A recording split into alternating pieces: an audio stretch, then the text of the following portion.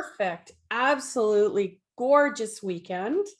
And welcome to Just Talking with myself and Heather Lacey.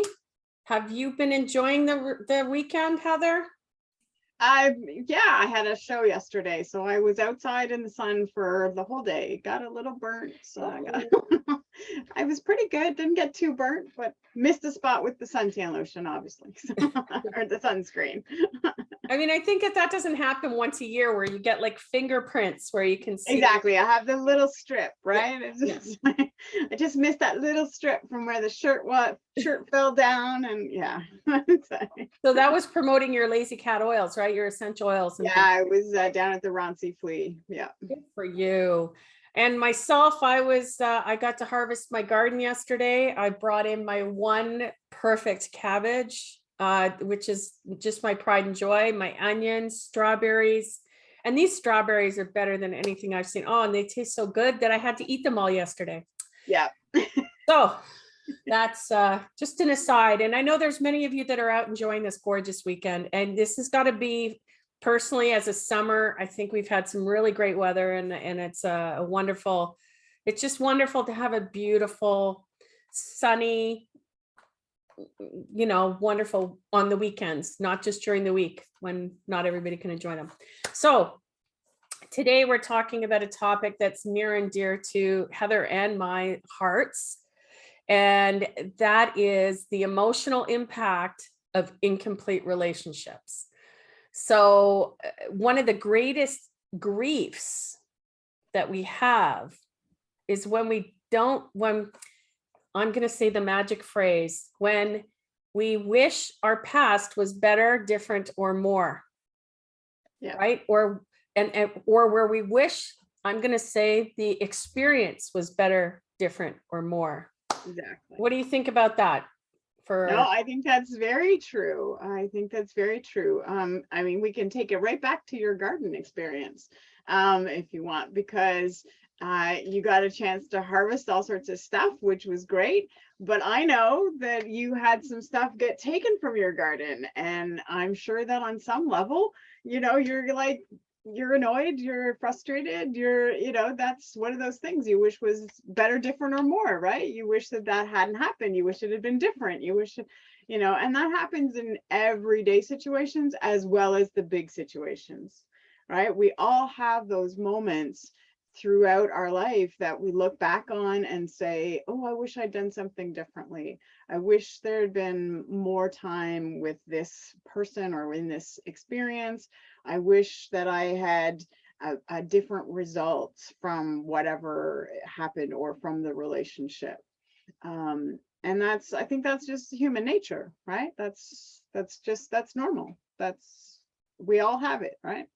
And exactly. And I think that's exactly it, because as I was just talking to Heather about my perfect cabbage before this, and that's exactly it. I did have somebody that stole 30 bulbs of garlic, and that took away my innocence when it came to the garden, because I had heard other people that sometimes people come and they steal things. And the thing that's really interesting is, because it's a community plot, there's an assumption that somehow we're all like big money grubbers, and it's not. It's like it's something that's loving. And it's really interesting because how we frame situations in our mind make that impact bigger or smaller, right? Yes. And exactly, that's my thought process, as I just said to Heather, was I was going to leave my cabbage there, but I brought it home with me because and this is the interesting part about this is about food. This is not about somebody that I knew, loved, and trusted. And it was like, oh, I don't want that cabbage to be taken because I'll be heartbroken. Exactly. And so because of that, we don't really understand that a lot of times we have these programs going on in our head that are created from these events. That is like an unresolved emotional expression. There's something that hasn't been said, something that hasn't been acknowledged. And because of that, we're making choices. A lot of times people give these wonderful seminars on limiting beliefs, like, I can't do that. Well, no, this is me influencing how I'm going to my garden and the harvest that I'm bringing home. Yeah. So that's a really great analogy. Thank you for that, Heather, that because that makes it real. Well, what if that is a bigger thing? Like, I never really got to say to my dad how much I loved him, or, maybe they were too stoic and they couldn't say I loved you, but it's still something that you yearn to hear, right? What do you think, Heather? Exactly. No, exactly. And I think the garden is a perfect example of, like, a concrete example of exactly how the emotional impact happens, right? You had the 30 bulbs of garlic stolen, and the emotional impact is, I'm not leaving anything else there, right? Like, I'm not going to do this because this happened. There's your emotional impact, right? And yes, when you take that out to something bigger, and it's something that involves a person or anything like that, or pets, an animal, it's something that sometimes we can't comprehend, right? We can't comprehend that emotional impact, and trying to relate it back to something, right? So we make decisions, as you say, based on those things that have happened to us. And sometimes it's an unconscious thing, right? Sometimes we don't realize, because we haven't addressed a past relationship. We haven't addressed that relationship with a boyfriend or a girlfriend. We haven't addressed that in our own head, and we make choices going forward, but not realizing where those choices are coming from, right? And that's, I mean, you're talking about, what if I hadn't, didn't have enough time or didn't get to say something to somebody. But even in the best relationships, there's always something that is either left unsaid or that you wish had been different.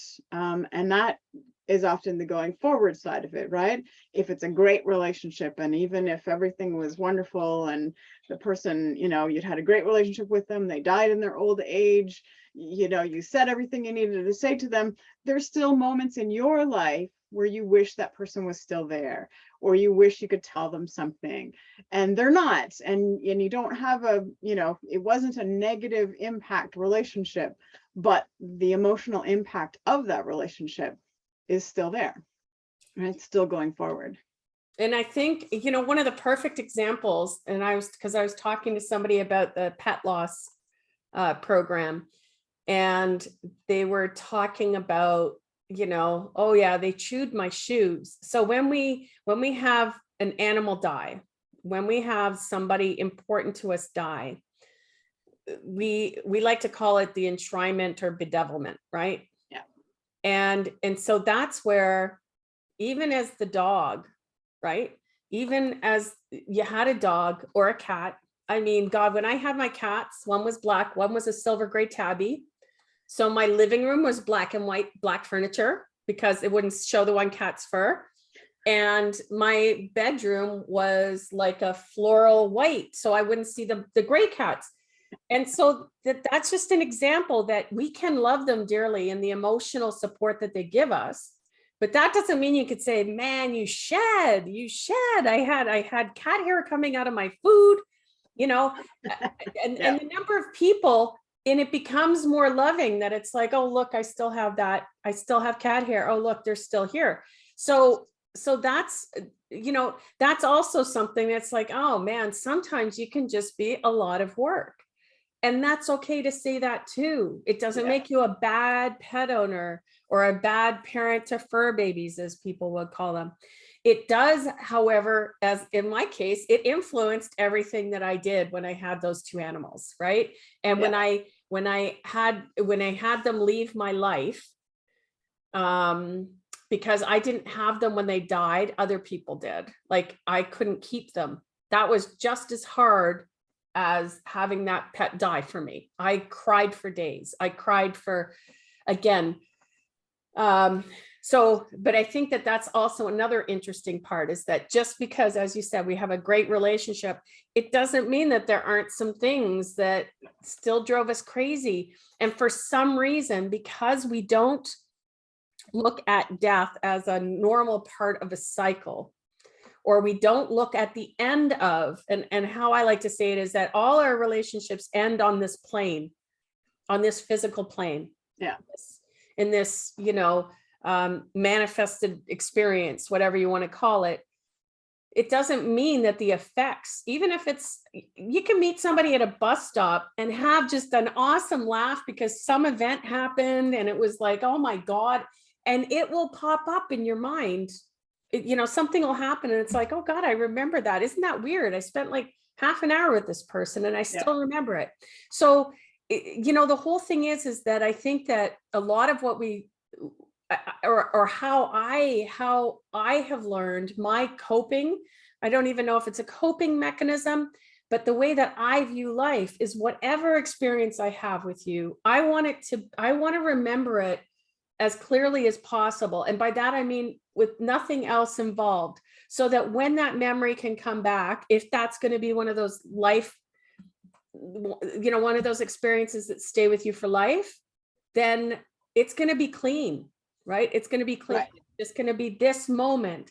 And that's what I try to do. What about you, Heather? Does that make any sense to you? I think that makes sense. I think the other side of that is that sometimes we, you know, even if it is a clean memory, as you say, like, you know, that kind of thing, and that everything's been said, there are still those moments, right? And you need to acknowledge those moments that going forward where you're like, oh, I wish so and so was here to tell them this, even if it's not that they haven't died, that they're just not physically here, right? Or they're not physically accessible, they're no longer in your life, whatever that reason is. I think there's a lot of that we don't acknowledge, right? We just say, oh, no, it's fine, it's fine, it's fine. And, you know, we just brush it over and gloss it over and don't acknowledge that we wish this was happening. We wish somebody was, you know, a certain person was here to participate in this event, or a certain person was here for me to talk to them about something, right? We don't acknowledge that that is something that is distressing for us, or is uncomfortable for us, or is something that actually impacts how we feel, and how we, and those feelings, that emotional impact of those relationships, it impacts how you make decisions. Mm-hmm. It impacts your choices going forward. Mm-hmm.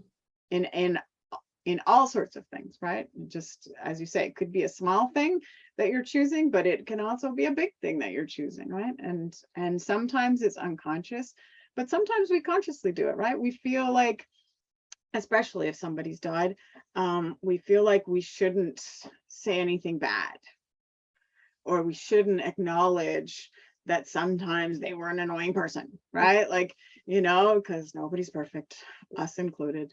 You know, we're just that, you know, like but you feel like you're not supposed to do that, right? You're not supposed to say that. You're not supposed to talk about the time you got frustrated with that person. You're just supposed to talk about how amazing they were, and how great they were, how good at their job they were, what a great friend they were, what a great parent, what a great child, whatever the context is. You're not supposed to deal with any of the negative side of things. And not to say that we want to, you know, people to just bash everybody, but you have to acknowledge both, right? You have to acknowledge both, because if you deny one or the other, you can say they're a horrible person and never talk about anything good about them too, right? If you deny one side or the other, again, back to the enshrinement or the bedevilment, then you're not seeing the whole picture, and you're not making an informed judgment going forward in the rest of your life with wherever that emotion is driving you. Well, and I think that's, I mean, we've seen it a couple of times through our group workshops, through our group sessions with the grief recovery method. And that is, I mean, one of the people, it was like, what was your most unusual, what was the thing that caught you off guard about this? I like myself now. Yeah. And half of that was because the relationship they were working with was so important. And because it was like, oh, I can never say anything bad about this person. Well, then well, where's that story going? Is that going to you? You know, I was just talking to somebody about estrangement from family members, you know, and that there's a lot of times when we're still trying to look for approval or acceptance, or maybe we tried to speak our truth while people were in our lives and it didn't work, or we felt like they didn't hear us, or there wasn't anything in their actions that demonstrated that they understood how important this was to you.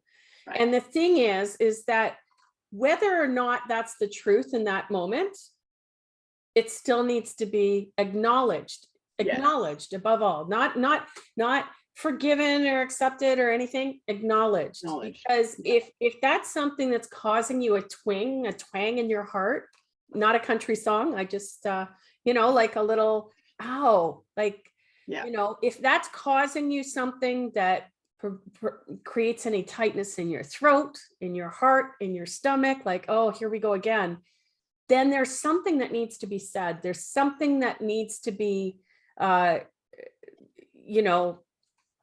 put on the table, so to speak, said out loud, and have somebody bear witness to that. And that's part of why I love the grief recovery method just in general, because it's not about wallowing in anything, as you said before. It is about, we're going to look at things in a particular way.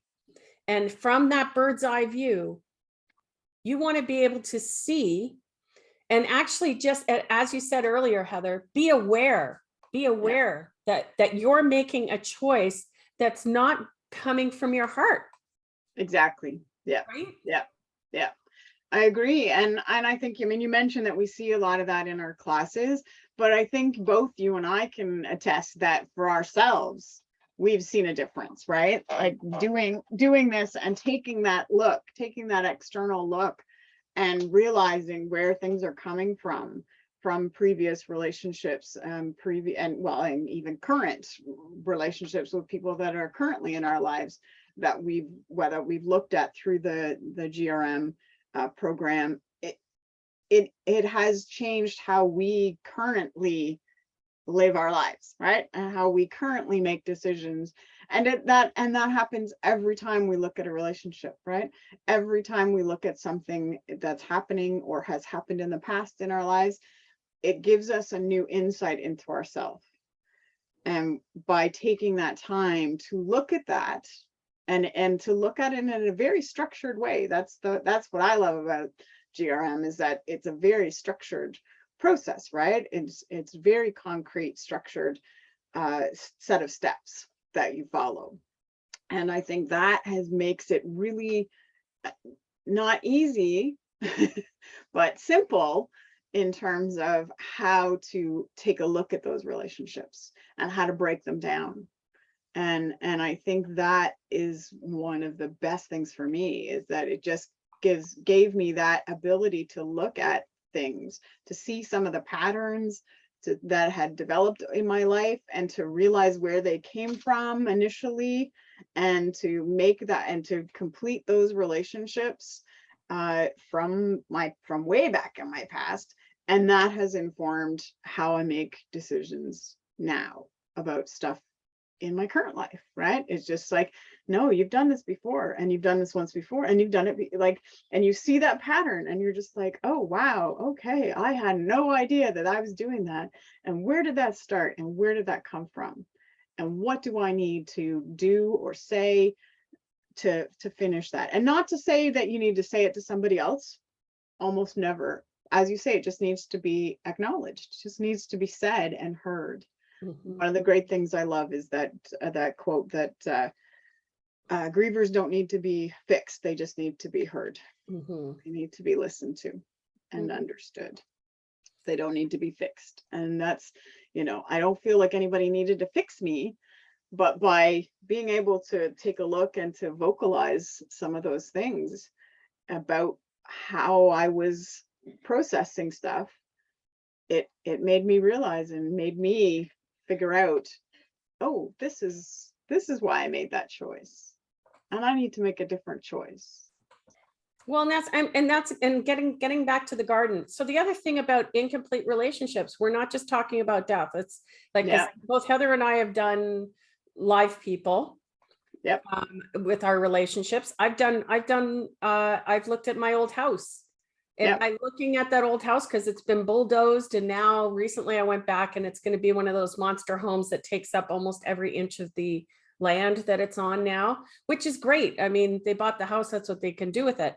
But it was really interesting, even when you're doing this kind of work where you can look and almost find where you've been giving responsibility for something to somebody, to a place where it doesn't belong. Right. So it's, you know, if anything, I think one of the added benefits of this is naturally occurring boundaries. So, Yes. yeah, and it's really neat because, you know, I do all those boundary classes and all that. Coach does this. And that's why, I mean, I love the fact that this is almost, again, it's been around for 40 years. I wish I found it 30 years ago. Let's even say 20 years ago, because it Yeah. allows you to clean out the recycle bin of your heart. And in this case, that's the whole thing about incomplete relationships, is like, I need to say this to you, Heather. I need you to hear. Now, not everybody in our life is going to be that person that, even if we do want to speak our truth, that they're willing to hear it. You know, one of the interesting parts is when we talk about, a lot of people talk about forgiveness and how it's for us to be Right. free.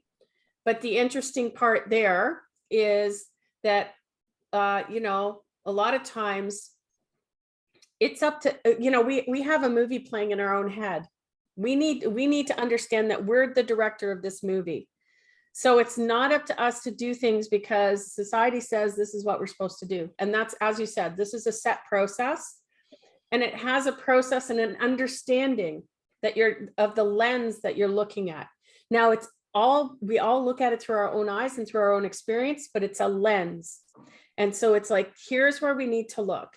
And I know you want to go this way because this person was really kind to you and maybe nobody else in your life was. Oh, they're the angel. Well, maybe they weren't necessarily always an angel. We're all human. The other side is you had a horrible relationship with these people. They bullied you, they did whatever else, but maybe there was also times of wonderful kindness. And because you're so focused on the stuff that was horrible, you don't Yep. get to see the fact that it's like, oh man, we had some good times. And a lot of this happens with, you know, when we have divorces, the end of friendships, the end of, you know, we leave a workplace, you know, oh, that person, if we were let go, people still see a stigma to that instead of the strategy that it is from a corporate perspective. We're still humans going through that human experience. So what do you think about that? Just to throw something else on the mix. Yeah, I think that's very true, right? I think, as you say, we see things through our own lens, and one of the great things about this is that it allows you to open up the lens. It allows you to change that lens that you're looking at things through. I tell this story when we do the classes that, you know, one of the first relationship that I did was an old relationship from high school, and I had dealt with a lot of the anger side of it over the years and knew where the anger was coming from, knew it was from that relationship, and was very aware of that, and, you know, kind of tried to keep that in check when it reared its head. But it wasn't until I did GRM with it that I realized that I had never acknowledged the good stuff, because there had been good things, right? And I had just made it this terrible, awful thing. Not to say that that negated any of the terrible, awful things, but it was this terrible, awful thing, but there was a good side too. And it was acknowledging that good side that let me let it go. And just like, it now no longer bothers me. It never pops its head up in my, except for when I'm talking about classes, but it doesn't pop up in my head like it used to all the time. Right. And I think part of that too is that you talked about boundaries, is that yes, it does with naturally occurring boundaries. But I think the other side is also true for me, for sure, in this particular thing, is that it allowed me to let go some boundaries. Yeah. Right. Nice. So change those boundaries, right? Like, you know, open that up. So I think it does. It allows you to take that look through the lens of your life. And if you're willing to broaden that lens and to say, oh, maybe that person isn't the perfect angel or the terrible, awful influence or the whatever in my life. Maybe there's something else in there. And how has that affected me? How is that, you know, what is it that I can't reconcile? in my head, right? Because it's easier for me to think that they're a terrible person rather than to think that there might be good and bad, right? It makes it easier on our heart, doesn't it? Exactly, right? It's blame you for everything. Exactly. And then it's all your fault. We have all your fault. Yeah. Yeah. When I'm doing this, All your fault. pointing back at me, right? Like it's all your fault. It's all your fault. It's all your fault. And no, it's not. Right. It's one of those moments where you're like, oh, maybe there, and again, it doesn't excuse the action. It doesn't, we're not excusing anybody's terrible actions, but it does help you process it in a better fashion so that you can understand the impact that it had on you. And that impact is usually that conflict of emotions, of trying to figure out how to make it their fault when they actually were nice and there was actually good things, right? So how do you reconcile this terrible, awful thing with the nice thing, right? And that kind of stuff. Or how do you reconcile that great, wonderful, amazing relationship that you had, even if it wasn't perfect, and now that's gone because the person has died in their old age or whatever, but they're not here. And you're angry because they're not here, because you want to share what happened on the weekend with them and they're not here anymore, right? And it's that conflict and that you're trying to resolve together that makes you just kind of either say not happening or whatever, however you're emotionally processing it, and that impacts how you go forward. Well, and I think just the last point, because I know we're coming up to half an hour, this is how easy it goes. It goes in like 3 seconds. Like I loved how the fact that you said it helped you, and because that's why I like using the term healthy, naturally occurring boundaries, because a lot of times we wall ourselves in. Yeah. And as we just said, so that's the whole thing, is that maybe we have to drop, maybe we put them up, maybe we see where we're not caring about ourselves enough, that we're taking on the responsibility. The most important thing is that we are responsible for our actions. And I think that a lot of times when people use the word emotional mastery, it comes into play like we're supposed to be not a robot, but that we control our emotions. Yeah. And there's a difference, as you said, that once we take those, especially the main relationships in our life, our inner circle, as I like to say, the people that had a great influence on us, when we're able to look at those, then we see ourselves, because we are taking action. We're actually taking steps. We're putting a focus on this, not for months and months and months in a therapy, or not with an expected outcome, or not in a group where lovingly we can talk about the pain we're in because nobody else listens, because maybe they can't handle it. But it's actually, okay, what are we going to do with this?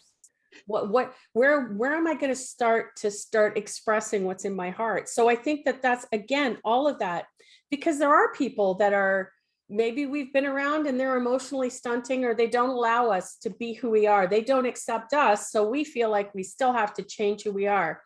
And the greatest part too about this is it really teaches about active listening. It really teaches about how to be present, first of all, for ourselves, but then with each other as we work in tandem. Nothing is done by yourself in a vacuum. It's all done in real world with other people.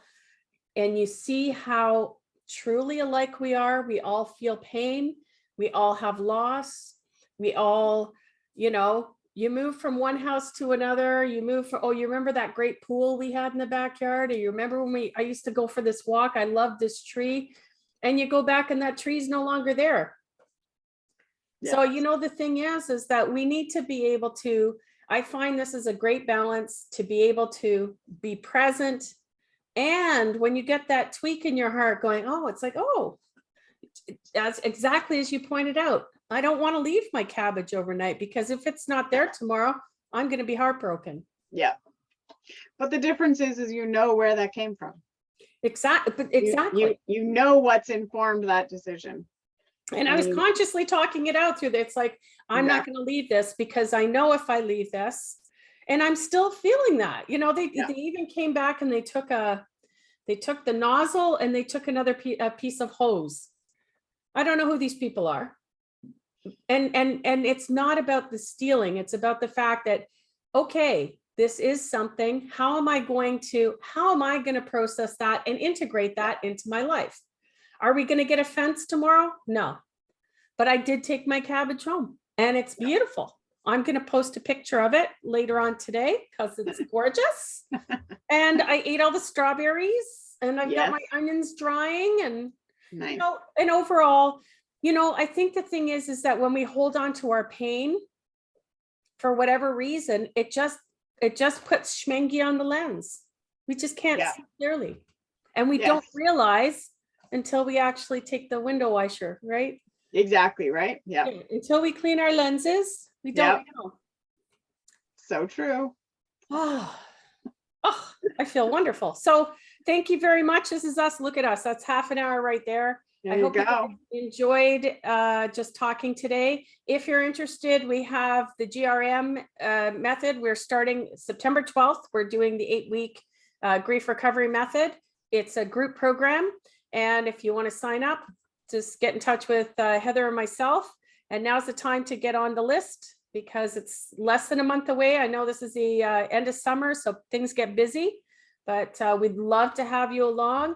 I think this is like one of the most, I mean, I did this initially to help Heather out when she had her Helping Children with Loss, and it's changed my life. And I just love watching as it changes other people. And then you can go to whatever. Then you can go to, you want to do coaching, you want to do whatever you want to do, but this gives you a great place to put your roots down, to put your feet down and say, oh, where am I?